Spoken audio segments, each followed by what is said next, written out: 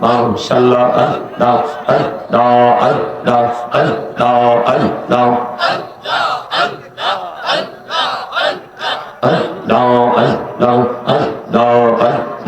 আঙ্গুল পড়া মনটা শুধু খুঁজে দিবানিসি কেমন করে বলবো গো দয়াল কেমন করে বলবো গো দয়াল তোমায় ভালোবাসি আল্লাহ আল্লাহ আল্লাহ আল্লাহ আল্লাহ আল্লাহ আল্লাহ আল্লাহ আল্লাহ এই নামেতে এত মধু এই নামেতে এত মধু জানিনি তো আগের দয়াল জানিনি তো আগে যতই জপি নামটি তোমার যতই জপি নামটি তোমার ততই মধুর লাগে দয়াল ততই মধুর লাগে আল্লাহ আল্লাহ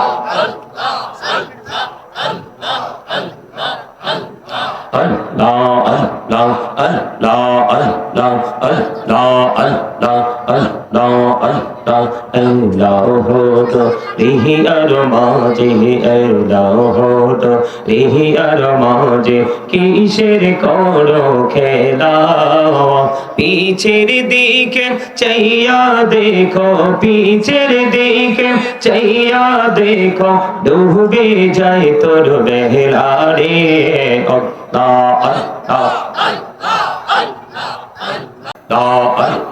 মাশাআল্লাহ আল্লাহ আল্লাহ আল্লাহ আল্লাহ আল্লাহ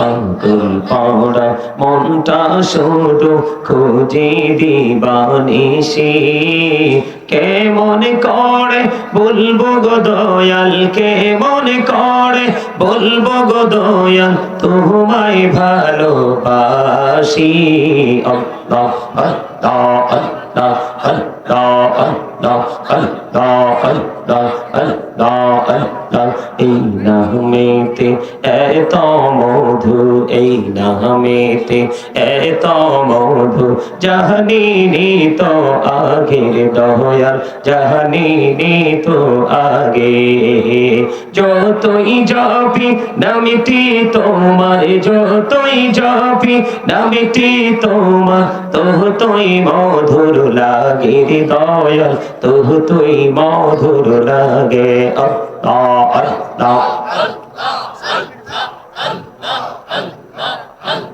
Allah Allah Allah Allah Allah Allah Allah Allah Allah hoto rihi armaje Allah hoto rihi armaje কিসের করো খেলা পিছের দিকে চাইয়া দেখো পিছের দিকে চাইয়া দেখো ডুবে যায় তোর বেলা রে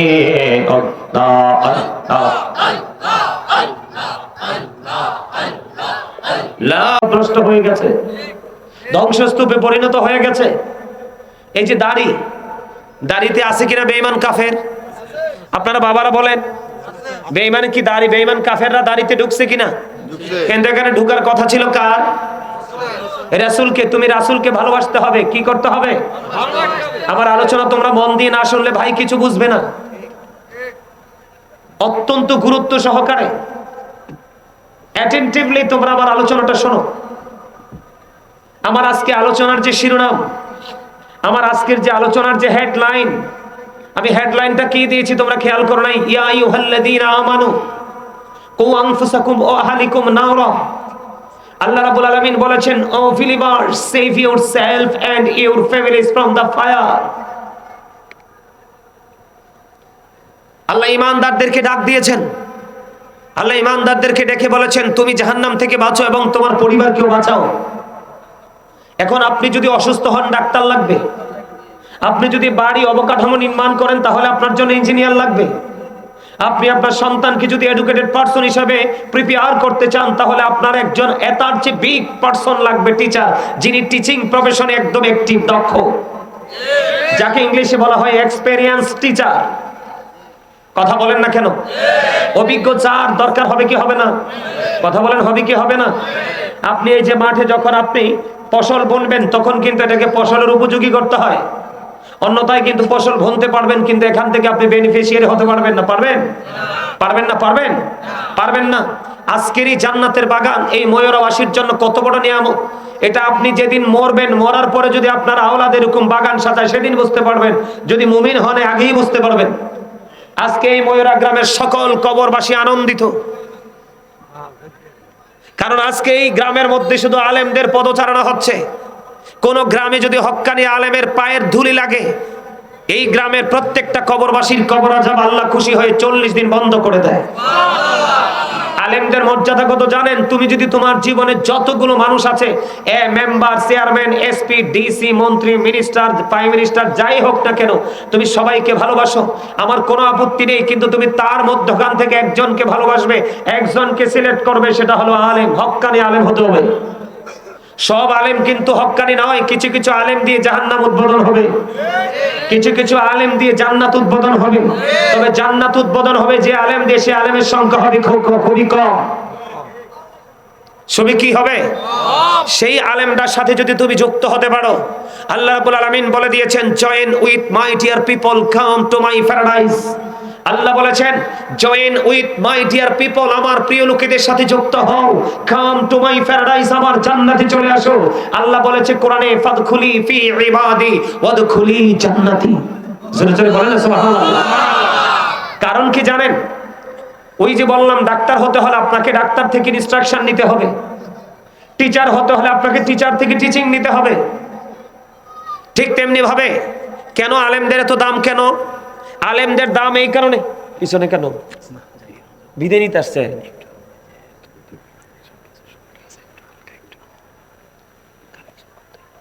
কি লাগে? আচ্ছা ঠিক আছে, ওকে।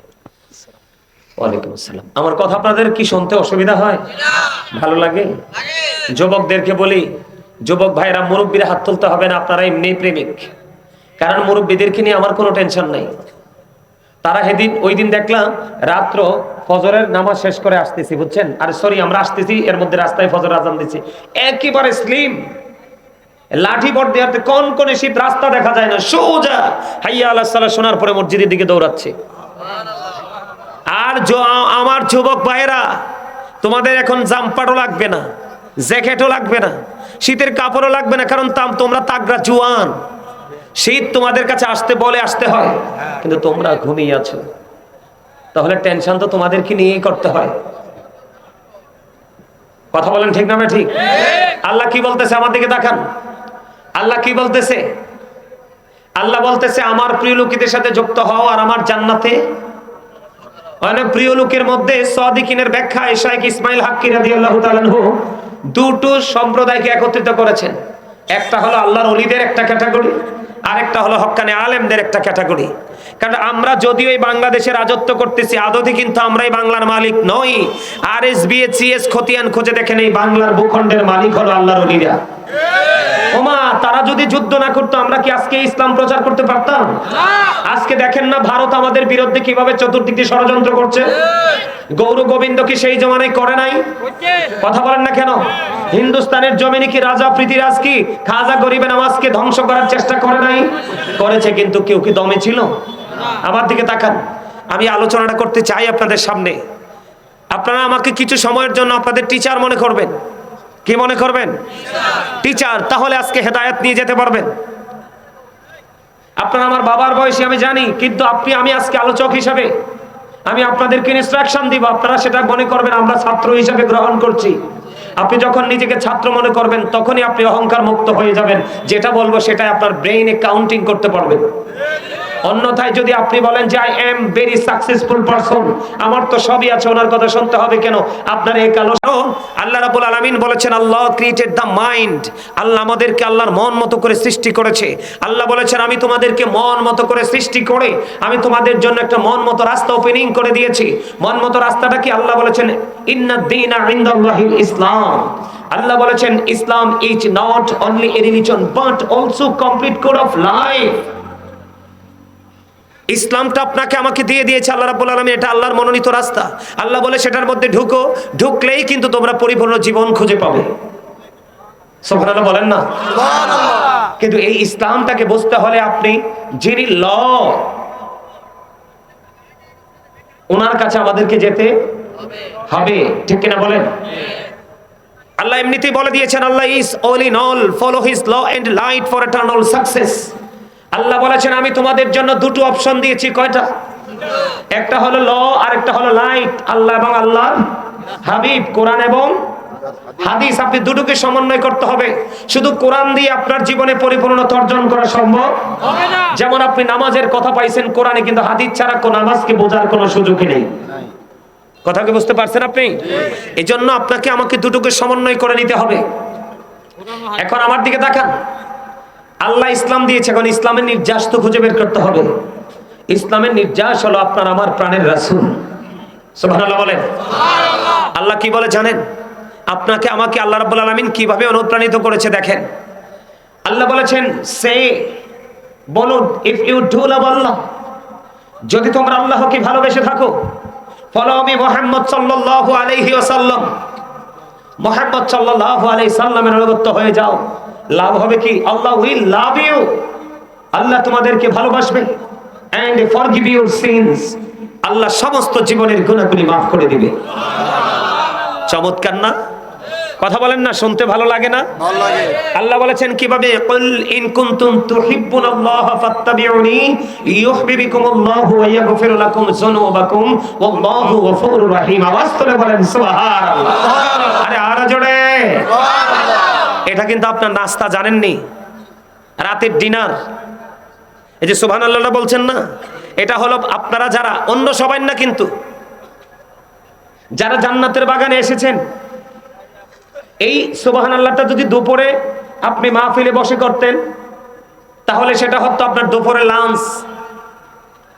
এই সুবহানাল্লাহটা যদি আপনি সকালে জান্নাতের বাগানে বসে করতেন, যেমন মসজিদে বসে করেন, সেটা হবে আপনার সকালের ব্রেকফাস্ট। কেন? নবীজি জানিয়ে দিয়েছে আজকে আমরা যারা এখানে এসেছি সবাই জান্নাতি হয়ে গেছি। আমরা আজকে জান্নাতের বাগানের মেহমান হয়ে গেছি। তো মেহমান আসলে তাদেরকে কিছু নাস্তা দিতে হয় না? নবীজি বলে দিয়েছেন তোমরা যারা জান্নাতের বাগানে এসেছো তোমরা জান্নাতের মেহমান, তোমাদের জন্য নাস্তা হলো এই সুবহানাল্লাহ। সুবহানাল্লাহ। বলে হুজুর কেমন নাস্তা? নাস্তাটা কেমন? সুবহানাল্লাহ। আমাদেরকে তাকান, নাস্তাটা কেমন? প্রত্যেকটা, আমার ওয়াজটা আপনারা মনে রাখবেন, আমি নবীজির কাছে ছিলাম, খেয়াল রাখবেন। প্রত্যেকটা পার্সন ডবল পার্সন। আপনি আমি আমরা সবাই কি ডবল পার্সন, কেউ কিন্তু সিঙ্গেল নয়। আমাদেরকে দেখান, এই যে বডি, মাথা থেকে পা পর্যন্ত বডি স্ট্রাকচারটা, এটাকে আমরা মানুষ বলি। ইংলিশে এটাকে বলা হয় ম্যান অথবা পার্সন। আল্লাহর কোরআনের ভাষা এটাকে কখনো বলা হয়েছে ইয়া আইয়ুহান নাস, আবার কখনো বলা হয়েছে ইয়া আইয়ুহাল ইনসান। এটা হলো এই মাথা থেকে পা পর্যন্ত বডিটার নাম। কোনটার নাম? চিনে যান, নিজেকে নিজে চিনে যান, আগামী দিন থেকে যেন আপনাকে কোনো ধরনের বিপাকে পড়তে না হয়। এটা হলো একটা মানুষ। এই মানুষের ভিতরে আরেকটা মানুষ আছে যেটা অচেনা অজানা, শুধু আমরা জানি আছে। সেটাকে আল্লাহর কোরআনের ভাষায় বলা হয় রূহ। ইংলিশে এটাকে বলা হয় সোল, বাংলাতে এটাকে বলা হয় আত্মা। আল্লাহ বলেছেন say the soul is the order of my Lord. Allah বলেছেন ক্বালির রূহু মিন আমরি রাব্বি, first tense, present tense, future tense, অতীত, বর্তমান, ভবিষ্যৎ। আল্লাহ রাব্বুল আলামিন বলেছেন এই যে আত্মাটা, এটার কিন্তু কোনো ক্ষয় নেই, এটার কিন্তু কোনো মরণ নেই, এটার কিন্তু কোনো বিনাশ নেই। এটা শুধু স্থান পরিবর্তন করে। কি করে? স্থান পরিবর্তন করে। একদিন ছিল রুহের জায়গা, রুহের জগতে, আজকে আপনার বডিতে, আরেকদিন কিন্তু আপনার আমার বডি ছেড়ে চলে যাবে ওপারে। এই পৃথিবীতে চলার সময় বাঁচার জন্য আপনার দেহের খাবার লাগে। কি লাগে? খেয়াল করেন, কিসের খাবার লাগে? দেহের খাবার লাগে। বুট বলেন, বাদাম বলেন, চানাচুর বলেন, চা বলেন, বিস্কিট বলেন, ভাত, কুরমা, পোলাও, এগুলো সব বডির খাবার। এটা দুনিয়াতেই সীমাবদ্ধ, আর এটা কিন্তু দুনিয়াতেই শেষ। আর রুহটার খেলা শুরু হবে কবরে যাওয়ার পরে, বর্জকি জীবনের শুরুতে। ওখানে রুহের আবার খাবার লাগবে। এই পৃথিবীর খাবার দিয়ে যেমন আপনি আপনার দেহটাকে স্ট্রং রেখেছেন, ঠিক কাল হাসরের ময়দানে আপনি রুহানি খোরাক দিয়ে রুহটাকে স্ট্রং রাখতে পারবেন। সুবহানাল্লাহ বলেন না কেন? কারণ আপনার আমার উপরে যত ফয়সালা হবে, প্রত্যেকটা ফয়সালা হবে আপনার রুহানি আমলের উপরে। তো এই জন্য বললাম, বাহিরে পৃথিবীর যেই কোনো জায়গায় আপনি যেটা খান এটা হলো দেহের খাবার, আর এখানে যেটা খাচ্ছেন এটা হলো রুহের খাবার, আর এটার আপনি মজা পাবেন উপরে যাওয়ার পরে। সুবহানাল্লাহ বলেন, আর জোরে বলেন। আল্লাহ কি বলেছেন? তোমরা আমাকে পেতে চাইলে কোথায় যাও? মদিনায় যাও। আল্লাহকে পাওয়ার স্টেশন কোথায়? মদিনায়। মদিনা ওয়ালাকে যদি তুমি রাজি করতে পারো তাহলে আল্লাহ অটো রাজি হয়ে যাবে। আল্লাহ বলেছেন আল্লাহ উইল ফরগিভ ইউ। আল্লাহ সমস্ত জীবনের গুনাহগুলি মাফ করে দিবে। এর চেয়ে বড় নিয়ামত আর আসেনি। এখন আসেন স্টেপ বাই স্টেপ ধারাবাহিকভাবে আমি আসছি আপনার কাছে। আপনাকে কি করতে হবে? আল্লাহকে রাজি করতে হবে। তো আল্লাহকে রাজি করতে হলে আল্লাহ বলেছে কোথায় যেতে হবে? মদিনা ওয়ালার কাছে যেতে হবে। এখন আপনি তো মদিনা ওয়ালাকে কি করেন নাই? দেখেন না। আপনি কি করেন নাই? মদিনা ওয়ালাকে চেনেন নাই। কি করেন নাই? আমি একটা হাদিস শরীফ আপনাদেরকে দেখে আমি এটাকে দেখে বলতে হবে না, আপনাদেরকে অ্যাক্টিভ করার জন্য আমি হাদিস শরীফটা বলছি, আপনারা একটু খেয়াল করবেন। বুখারী এবং মুসলিম শরীফের মধ্যে আসছে। ওমা মনু কথা কইও না, নতুন না ফুরান? ফুরান কি কিও ফুরান না নতুন? আমার কথায় উত্তর দেন।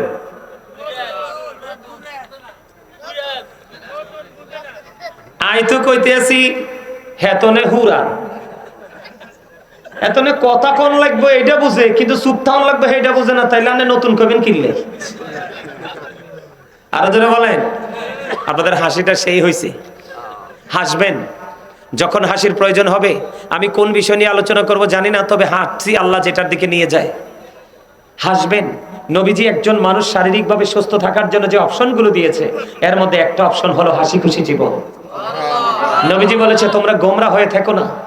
যখন তোমরা গোমরা হবে তখন তোমাদের হার্টে প্রেসার আসবে, আর হার্টে যখন প্রেসার আসে তখন মানুষের হার্ট কি হয়ে যায়? উইক হয়ে যায়, দুর্বল হয়ে যায়।